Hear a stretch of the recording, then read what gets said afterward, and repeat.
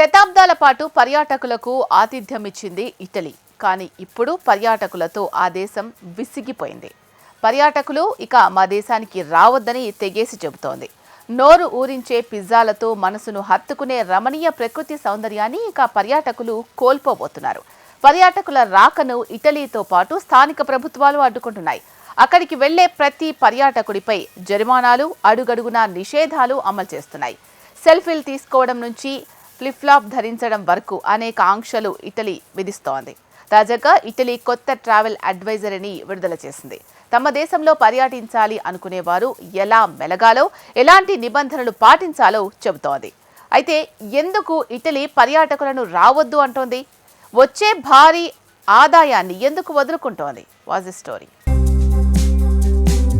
టూరిస్టులపై Italy ఎందుకు ఆంక్షలు విధిస్తోంది?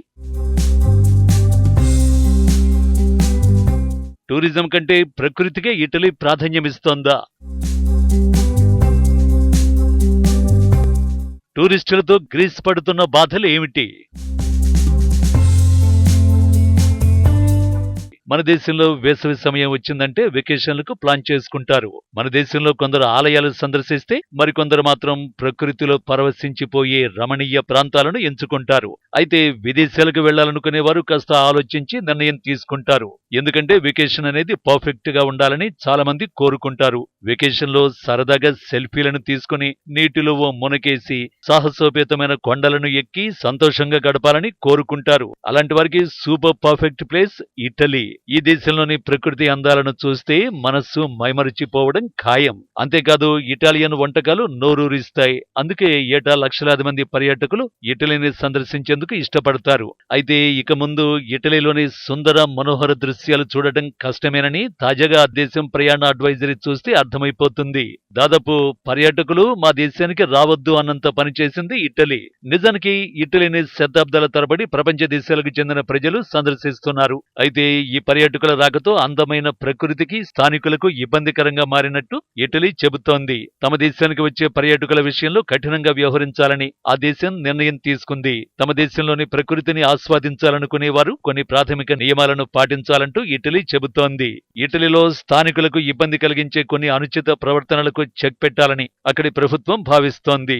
ఉదాహరణకు పోర్టిఫినోలో సెల్ఫీల కోసం పోజులివ్వడం ఇక కుదరని పని. ఎందుకంటే అక్కడ సెల్ఫీలు తీసుకోవడం నేరమని ఇటలీ ప్రకటించింది.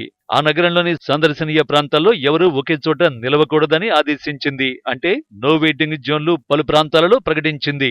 ఇక హనీమూన్ నగరంగా పేరున్న వెనిస్ లో పర్యాటకులపై ఆంక్షలను మరింత కఠినతరం చేసింది. అక్కడ పర్యాటకుల కోసం ఏర్పాటు చేసే భారీ క్రూయిజ్ షిప్లను బ్యాన్ చేసింది. చారిత్రాత్మక వెనసీ కాల్వల్ని పరిరక్షించేందుకు ఇటలీ చర్యలు తీసుకుంది. ఇక నుంచి వెనిస్ ను సందర్శించడానికి ఫీజు చెల్లించాల్సి ఉంటుంది. అందులోనూ కేవలం రోజుకి 29 మందిని మాత్రమే వెనిస్ వీధుల్లో తిరగడానికి, కాల్వల్లో బోట్లపై ఎంజాయ్ చేయడానికి అనుమతిస్తారు. అది కూడా కేవలం పగటిపూట మాత్రమే వెనిస్ కు వెళ్లనిస్తారు. గతంలో లాగా ఒకేసారి వందలాది మంది వెనిస్ కు వెళ్లేందుకు అనుమతించరు. ఎందుకు ఇలాంటి నిర్ణయాలను ఇటలీ తీసుకుంది అంటే స్థానికులకు పర్యాటకులకు మధ్య సమతుల్యత కోసమేనని ఇటలీ చెబుతోంది. ఇక చారిత్రక రోమ్ నగరంలో ఐకానిక్ స్పానిష్ మెట్లకు ఎంతో పేరుంది. ఇది వరకు ఆ మెట్ల మీద కూర్చొని ఫోటోలు తీసుకునే అవకాశం ఉండేది. కానీ ఇప్పుడు ఇటలీ ఆ మెట్లపై కూర్చోవడాన్ని నిషేధించింది. ఒకవేళ హైకింగ్ చేయడానికి ప్లాన్ వేసుకుంటే తప్పనిసరిగా హైకింగ్ షూ వేసుకోవలసి ఉంటుంది. ఇది రెస్క్యూ టీములపై పని ఒత్తిడిని తగ్గించడానికి ఉపయోగపడుతుంది. మొత్తంగా ప్రకృతికి పర్యాటకానికి మధ్య సమతుల్యత అవసరమని స్థానికులు వాదిస్తున్నారు. పర్యాటకంతో ఆర్థిక వ్యవస్థ బలపడొచ్చని, కానీ పర్యావరణానికి తీవ్రమైన హాని కలుగుతుందని చెబుతున్నారు. అయితే ఇటలీని సందర్శించే మార్గం ఏమిటి అంటే ఇటాలియన్లు కొన్ని సలహాలు ఇస్తున్నారు. సందర్శకులు పరిమితంగా రావాలని సూచిస్తున్నారు. ఒకే చోట గుంపులు గుంపులుగా నిలబడకుండా వచ్చిన పని చూసుకుని వెళ్లాలంటున్నారు. పర్యాటకులపై ప్రభుత్వం ఎక్కువ పన్ను విధించాలని ప్లాన్ వేసింది. వెనిస్ కాల్వల్లో ఈత కొట్టరాదని అక్కడి ప్రభుత్వం సూచిస్తోంది. ఎందుకంటే వెనిస్ కాల్వలు చారిత్రాత్మకమైనవని, అవేమీ బీచ్ రిసార్ట్లు కావంటున్నారు. అయితే ఇటలీ ఆంక్షలు తీవ్రతరం చేసినా పర్యాటకానికి పూర్తిగా తలుపులు మూసేయలేదు. తమ దేశానికి వచ్చే సందర్శకుల నిర్వహణ మెరుగ్గా ఉండాలని ఇటలీ పర్యాటక శాఖ మంత్రి డానియలా శాంటెన్ చెబుతున్నారు. సభ్యతగా నడుచుకునే పర్యాటకుల రాకతో ఇటలీకి ఆర్థికంగా మేలు జరుగుతుంది. ఉందని శాంటన్ వెల్లడించారు. ఇటలీ జీడీపీకి 10% ఆదాయం పర్యాటక రంగం నుంచే వస్తోంది. సో పర్యాటకులను ఇటలీ ఆహ్వానిస్తుంది. కానీ అదే సమయంలో పర్యాటకులు ఎలా ఉండాలో చెబుతోంది. పర్యాటకులు నిబంధనలు గౌరవిస్తే వారిని తాము ప్రేమిస్తామని ఇటలీ చెబుతోంది.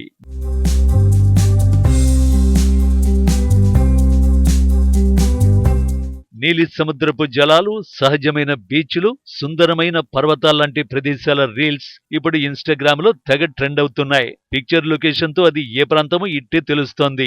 సోషల్ మీడియా మాయాజాలంతో ఒక్కసారైనా ఆ ప్రాంతాన్ని సందర్శించాలన్న ఆరాటం నెటిజన్లలో అధికమైంది. వివిధ ప్రాంతాల్లోని ప్రకృతి అందాలకు సంబంధించిన ఫోటోలు సోషల్ మీడియాలో సునామీని సృష్టిస్తున్నాయి. పర్యాటకులు కూడా ఆయా ప్రదేశాలను చూసేందుకు పోటెత్తుతున్నారు. పర్యాటకుల సంఖ్య లెక్కకు మించితే దాన్ని ఓవర్ టూరిజం అంటారు. నిర్దిష్టమైన టూరిస్టు ప్రాంతానికి పర్యాటకులు విపరీతంగా పోటెత్తడమే over tourism. Morning coffee order చేసినంత ఈజీగా ఇప్పుడు ప్రపంచంలోని వివిధ ప్రదేశాలలో పర్యటించేందుకు అవకాశం ఉంది. కానీ ఈ టూరిజం వెనుక నిశ్శబ్ద విపత్తు పొంచి ఉంది. సుందరమైన సెల్ఫీలు, కొత్త గమ్యస్థానాలకు వెళుతున్న పర్యాటకుల థ్రిల్ వెనుక పర్యావరణ ముప్పు పొంచి ఉంది. ప్రపంచ పర్యాటక సంస్థ ప్రకారం 2030 నాటికి అంతర్జాతీయ పర్యాటకుల సంఖ్య 200 కోట్లకు చేరనుంది. పర్యాటకులు ఆయా పర్యాటక ప్రదేశాలకు వెళ్లడంతో స్థానికులకు తీవ్ర అంతరాయం ఏర్పడుతోంది. భారీ ట్రాఫిక్ జాములు, అంతులేని క్యూలు, విపరీతమైన చెత్త చెదారం, అధిక ధరలతో కూడిన ఆహారం, ఊపిరి పీల్చుకోవడానికి కూడా స్థలం లేని పరిస్థితులు తలెత్తుతున్నాయి. ఇలాంటి పరిస్థితులు ఖచ్చితంగా స్థానికుల్ని తీవ్ర ఇబ్బందుల్లోకి నెట్టేస్తాయి. ఇటలీ తర్వాత ఓవర్ టూరిస్టుల సమస్యతో గ్రీసులో కూడా ఆందోళనలు నెలకొన్నాయి. ఏథెన్స్ కు నిత్యం వేలాది మంది సందర్శకులు వస్తున్నారు. ఇప్పుడు రోజువారీ సందర్శకుల్ని 20,000 మందికి పరిమితం చేయాలని ఏథెన్స్ భావిస్తోంది. ఒకవేళ ఏథెన్స్ లోని పురాతన కట్టడాలను, వాటి అందాలను చూడాలనుకుంటే ముందే బుక్ చేసుకోవాలి. మరోవైపు ఆమ్స్టర్డామ్ క్రూయిజ్ షిప్లు నిషేధిస్తోంది. పర్యాటకుల రాకను నియంత్రించాలని కోరుకుంటోంది. స్పెయిన్లోనూ పర్యాటక పన్నులు మొదలయ్యాయి. అయితే ఇలా ఐరోపా దేశాలు మాత్రమే ఆంక్షలు విధించడం లేదు. ఆగ్నేయాసియాలోనూ చాలా దేశాలు పర్యాటకుల రాకతో అల్లాడిపోతున్నాయి. ఈ నేపథ్యంలో బాలి వంటి ప్రదేశాల్లో సందర్శనకు ఇండోనేషియా కొత్త నిబంధనలు విధించింది.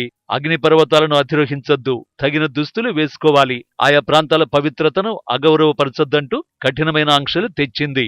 ఇప్పుడు ఓవర్ టూరిజంపై పలు దేశాలు ఆందోళన వ్యక్తం చేస్తున్నాయి. నిజానికి ఇది టూరిజం పర్యాటకులకు సంబంధించిన ఇబ్బంది మాత్రమే కాదు, సాంస్కృతిక సున్నితత్వం పైన తీవ్ర ప్రభావాన్ని చూపుతోంది. కొందరు రౌడీ టూరిస్టులు పవిత్రమైన ఆలయాలను స్టూడియోలుగా, డ్రంక్ అండ్ జోన్లుగా మార్చేస్తున్నారు. అనుచిత ప్రవర్తనతో స్థానికులను కించపరుస్తున్నారు. భారత్లోనూ ఓవర్ టూరిజంపై ఆందోళనలు వ్యక్తమవుతున్నాయి.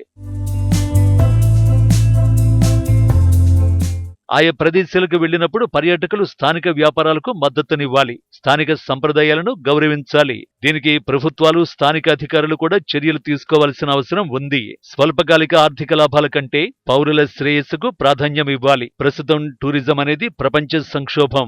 ఈ విషయంలో అంతర్జాతీయ అవగాహన, గ్లోబల్ యాక్షన్ అవసరం. ఇది ప్రపంచానికి మేల్కొలుపు పిలుపుగా ఉండాలి. మన గ్రహం సంపద తరగనిదేమీ కాదు, దాన్ని రక్షించుకోవలసిన సమయం కూడా ఇదే.